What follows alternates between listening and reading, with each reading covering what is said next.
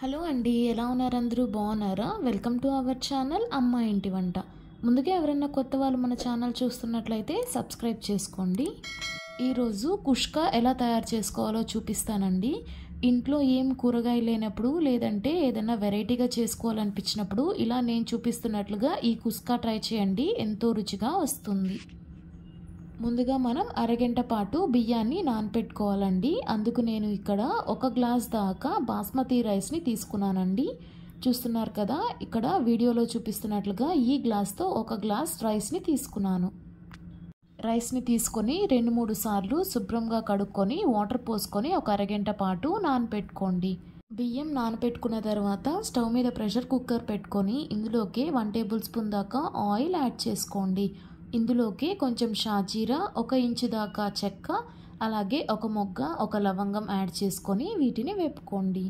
ఇప్పుడు ఇందులోకి ఒక పెద్ద సైజ్ ఉల్లిపాయని మీడియం సైజ్ ముక్కలుగా తరిగి యాడ్ చేసుకోండి. అలాగే 2 టమాటాలని మీడియం సైజ్ ముక్కలుగా తరిగి వేసుకొని ఈ రెండింటిని వేపుకోండి.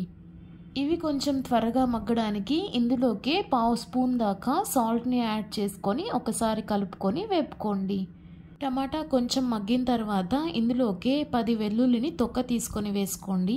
అలాగే 2 ఇంచుల దాకా అల్లం ముక్కను కూడా యాడ్ చేసుకొని వీటిని కూడా వేపుకోండి. ఇప్పుడు ఇందులోకి 1/2 కప్పు దాకా కొత్తిమీర తరుగు, అలాగే 1/2 కప్పు దాకా పుదీనా తరుగు కూడా యాడ్ చేసుకొని వీటిని కూడా కలుపుకుంటూ వేపుకోండి. టమాటా అలాగే ఉల్లిపాయ కొంచెం మగ్గితే సరిపోతుందండి. మగ్గిన తర్వాత స్టవ్ ఆఫ్ చేసుకొని వీటిని ఒక ప్లేట్లోకి తీసుకొని చల్లార్చుకోండి. ఈ మిశ్రమం చల్లారిన తర్వాత ఈ మిశ్రమాన్ని మిక్సీ జార్లోకి యాడ్ చేసుకోండి. ఇప్పుడు వీటిని అవసరమైతే కొంచెం వాటర్ యాడ్ చేసుకొని వీలైనంత థిక్ పేస్ట్ లాగా మిక్సీ పట్టి తీసుకోండి. చూస్తున్నారు కదా, ఇలా వీడియోలో చూపిస్తున్నట్లుగా ఫైన్ పేస్ట్ లాగా మిక్సీ పట్టి తీసుకోండి. మిక్సీ పట్టడం పూర్తయిన తర్వాత స్టవ్ మీద ప్రెషర్ కుక్కర్ని పెట్టుకోండి. ఇప్పుడు ఇందులోకి 1.5 స్పూన్ దాకా ఆయిల్ యాడ్ చేసుకొని బిర్యానీ ఆకు అలాగే బిర్యానీ దినుసుల్ని వేసుకొని వీటిని కొంచెం వేపుకోండి. ఇవి కొంచెం వేగిన తర్వాత ఇందులోకి 1/2 ఉల్లిపాయని సన్నగా పొడుగ్గా తరిగి వేసుకోండి. ఉల్లిపాయ అనేది ఆప్షనల్ అండి, ఇష్టం లేకపోతే స్కిప్ చేయొచ్చు. అలాగే ఇందులోకి 3-4 పచ్చిమిర్చిని మధ్యలోకి కట్ చేసుకొని వేసుకొని వేపుకోండి. ఇవి కొంచెం వేగిన తర్వాత మనం మిక్సీ పట్టి పెట్టుకున్నటువంటి పేస్ట్ని వేసుకొని మొత్తం బాగా కలిసేటట్లుగా కలుపుకోండి.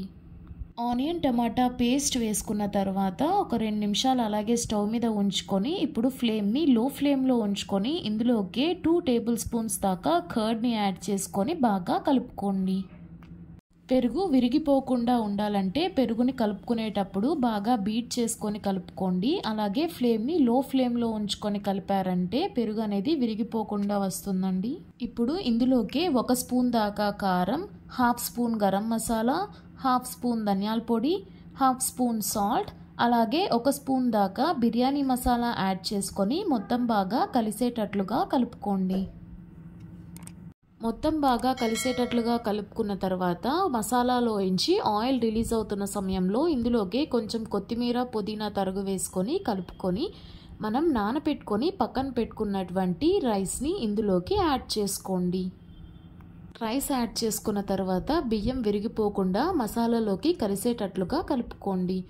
ఇప్పుడు ఇందులోకి 1 గ్లాస్ దాకా వాటర్ని యాడ్ చేసుకోండి. మనం ఏ గ్లాస్తో అయితే రైస్ తీసుకుంటున్నామో అదే గ్లాస్తో 1 గ్లాస్ వాటర్ని యాడ్ చేసుకోండి. మామూలు రైస్ తీసుకునే పని అయితే 1.5 గ్లాస్ యాడ్ చేసుకోండి, సరిపోతుంది.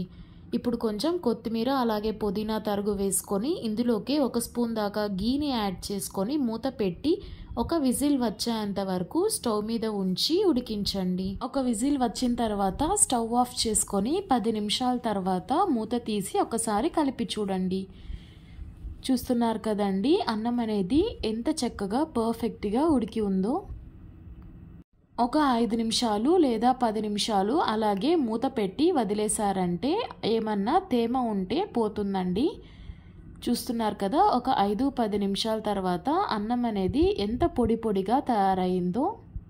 అంతే అండి, చూస్తున్నారు కదా, వేడి వేడిగా కుష్కా తయారైపోయింది. ఈసారి ఇంట్లో ఏం కూరగాయలు లేనప్పుడు లేదంటే ఏదన్నా త్వరగా చేసుకోవాలనిపించినప్పుడు ఇలాగా ఎంతో రుచిగా ఉండేటటువంటి కుష్కా ట్రై చేయండి, మీకు ఖచ్చితంగా నచ్చుతుంది. మీరు కూడా తప్పకుండా ట్రై చేసి ఎలా వచ్చిందో మీ కమెంట్స్ని నాతో షేర్ చేసుకోండి.